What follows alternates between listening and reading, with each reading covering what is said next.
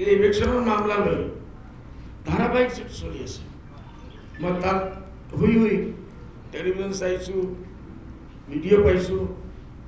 আমাৰ CM সাহেবৰ যে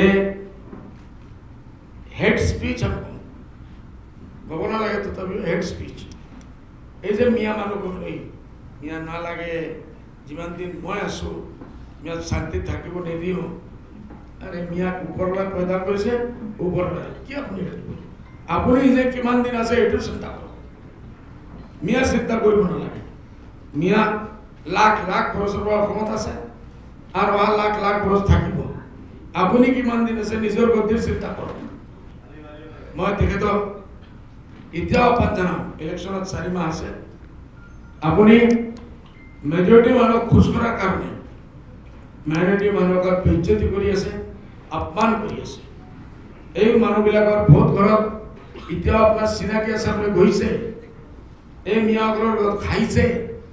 মিয়াসকলৰ নাম মাটি আপোনাৰ নুন কি নাম এইটো আপোনাৰ চল্ট, নুন কি কয় নিমখ, নিমখ আপোনাৰ পেটত আছে। ইমান জলদি পাহৰিব নালাগে। দুনিয়া বদলিব পাৰে। কালি যদি আপুনি কোনো উল্টা পাল্টা পলিটিক্যাল স্টেণ্ড ল'ব লাগে, হ'ব পাৰে এই মিয়াসকলে আপোনাৰ কাৰণে কাম আহিব। ইমান দুশ্মনী এটা জাতিৰ ওপৰত কৰিব নালাগে, এটা জাতিৰ ইমান নিচেকৈ অপমান কৰিব নালাগে। মই ইমানলৈকে কৈছোঁ, বৰ্ডাৰত আপোনালোকে লাগে চিল কৰক। বৰ্ডাৰৰ চিল প্ৰথম দাবী মই আনিছোঁ পাৰ্লিমেণ্টত। বৰ্ডাৰত শ্বুট এট চাইড কৰক।